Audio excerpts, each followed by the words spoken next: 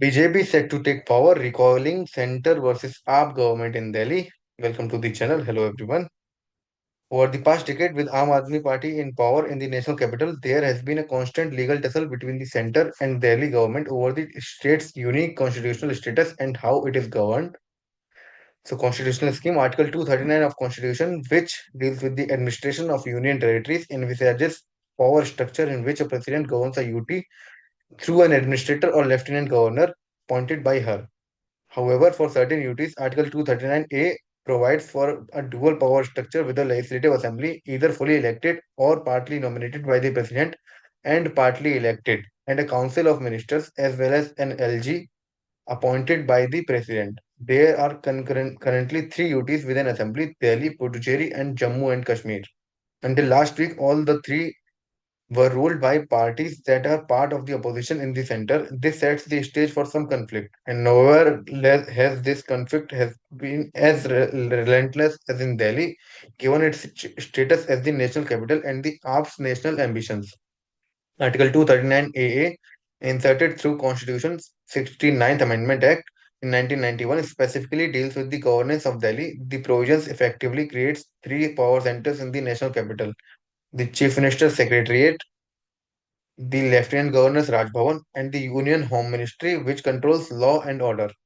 The legal tussles in 2015, when the AAP returned to power in Delhi with a huge majority, the Union Home Ministry issued a notification stating that the Lieutenant Governor shall, in respect of matters pertaining to public order, police, land, and services, exercise powers and discharge the functions of the central government to the extent delegated to him time from time by the President. While Article 239 AA gives the Union government power over public order, police, and land in Delhi, the centre explicitly shifting the control of the bureaucracy to the LG was significant. The Delhi government immediately moved the High Court, but a decade and multiple court rulings later, the legal issue is still pending before the Supreme Court, virtually crippling the governance of the national capital. Moreover, the arrest of Delhi Chief Ministers Arvind Kejriwal and Deputy CM Manish Sisodia in the excise policy scam led to further vacuum in governance. Sisodia resigned while in jail, but Kejriwal resigned only after the SC granted him bail. Nearly 6 months after he was arrested, the SC had imposed a condition that Kejriwal could not go to the secretariat or sign any official files with while on bail. Court rulings in 2016, a two-judge bench of the Delhi High Court ruled in favor of the centre regarding the 2015 notification. When the Delhi government removed to the Supreme Court in appeal, the issue was referred to a larger constitutional bench since it required the interpretation of Article 239 AA Clause 3, Subclause A. This provision states that the Delhi Assembly has the powers to make laws on the aspects in the state list and the current concurrent list like any other state except for on land, public order, and police. Two constitutional benches of the Supreme Court have twice in 2017 and 2023 accepted the Delhi government's position over that of the centre and held that the former has legislative and executive powers over administrative services in the national capital.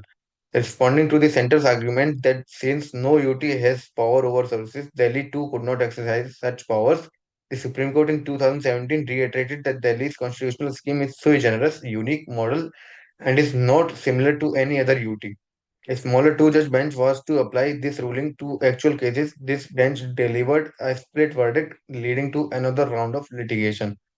A second constitutional bench in 2023 reiterated that while the legislative and executive power of the Delhi over entry 41 services shall not extend over to services related to public order, land and police and land. However, legislative and executive power over such services, such as Indian Administrative Services or Joint Card of Services, which are relevant for the implementation of the policies and vision of NCT of Delhi in terms of day-to-day administration of the region shall live with Delhi.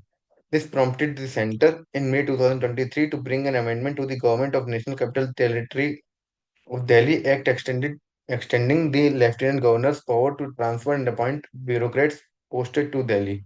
Under the new law, a body comprising the Delhi Chief Minister, the Chief Secretary, and the Principal Home Secretary of the Delhi government would appoint bureaucrats. This means that the CM can be vetoed by two senior bureaucrats on the issue of appointments and transfers of bureaucrats. This amendment is still under challenge by the Delhi government, but it is unlikely that a BJP ruled state would pursue litigation against center, which is ruled by its own party. So this was the law explained between Delhi and AAP center to power.